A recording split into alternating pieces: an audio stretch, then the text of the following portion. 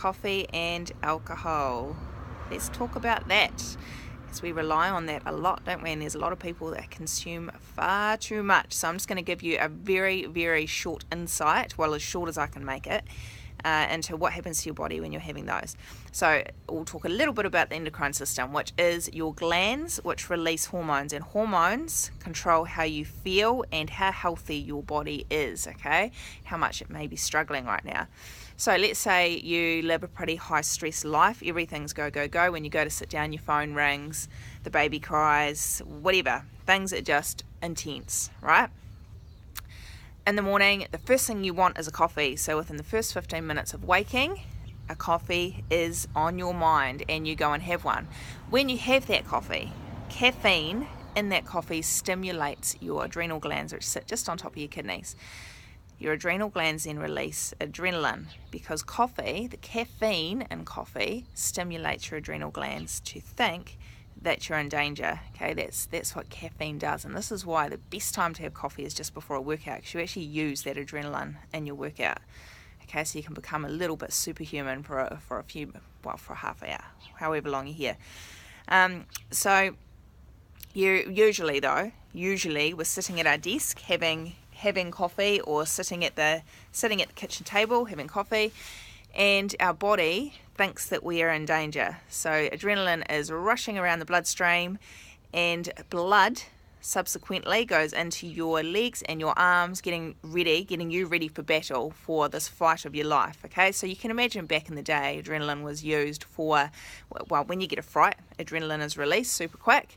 But it was used, for if there was ever a battle in front of you. Our reptile brain was used a lot more back then, where we didn't sort of have things like we have today to worry about. It was more about how we were going to find our kill to eat, and what tribe was going to end up trying to take over.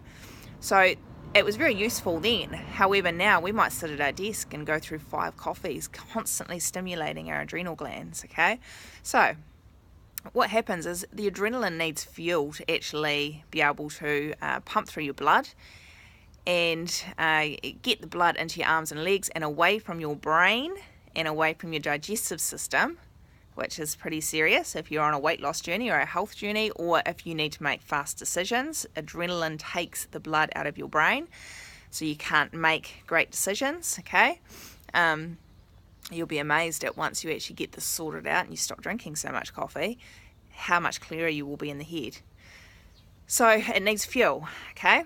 And it can only really use glucose. Glucose is the fuel from carbs. So our body transfers the carbohydrates to glucose. It'll use the glucose it needs, and that's for our fast release energy. So whatever we're doing at training, we'll use glucose usually. Okay, and we use it through the day. It will store as glycogen the glucose that we don't need to use. So if we're eating too much carb, it'll store it in our liver and in our muscles to use later for when it needs it, for when the adrenal glands are stimulated and other glands are stimulated. Okay, so what happens, you have this coffee first thing in the morning, your brain then says, let me just get this message out of the way, your brain then says, I need glucose to be able to pump this through my blood. And glucose, it pulls it out of the liver, pulls it out of the muscle, changes it from glycogen to glucose, and glucose is streaming around your bloodstream as fast as it can, okay, because it thinks you're in battle.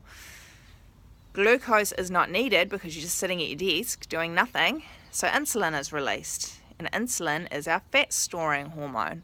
Okay, so the insulin will go into the bloodstream, because you can't keep your glucose levels where they are. It makes your body completely out of whack. Homeostasis is something your body's constantly trying to achieve, so there's constantly hormone after hormone trying to battle each other, or work in with each other is a better word, to make sure that you are alive and well.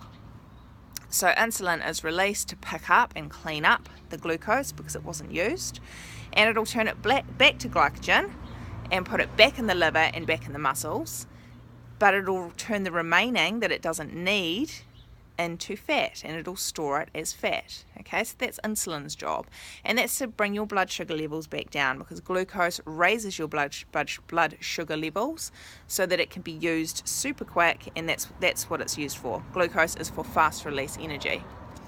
So you imagine you have your coffee in the morning, you've got this glucose response, insulin is released to clean it up and store fat, you haven't even eaten anything.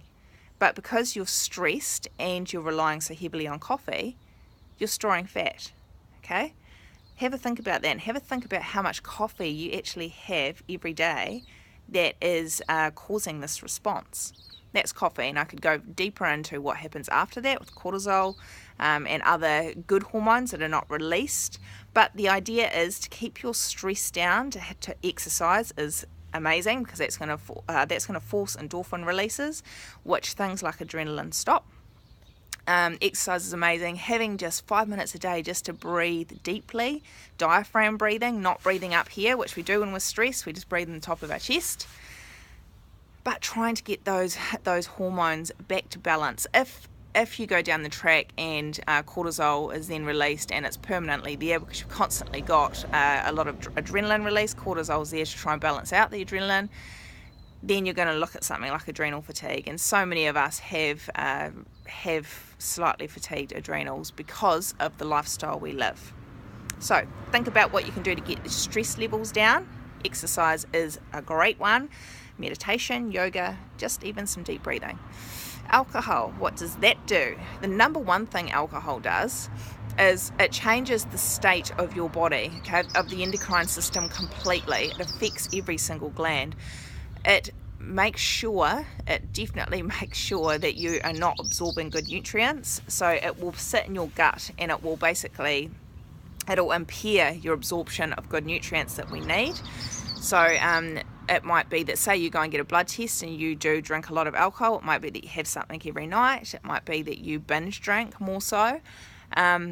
You will find that you'll be depleted in certain vitamins, guaranteed, if it's been a long period of time.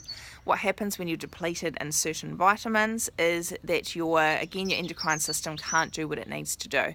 So these vitamins and minerals are used by your hormones to keep homeostasis, to keep everything in balance.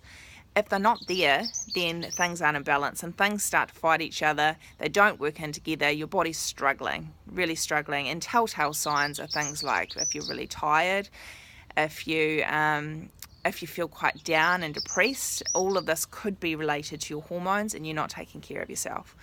The other thing it does is it can really affect thyroid function. The thyroid sits in your throat. Lower in your throat, and it affects everything, your thyroid, absolutely everything. And if your thyroid is out, other hormones are out as well. As I said, alcohol can affect everything. So what you want to do if you rely on alcohol, or if you feel you drink it a lot but it isn't like a reliance, try and just stick to the weekend, and make sure as well that you're having a glass of water per alcoholic beverage. Alcohol completely dehydrates you, severely dehydrates you, okay? Even if you are having like a vodka or a gin or something with soda water, you're still getting dehydrated.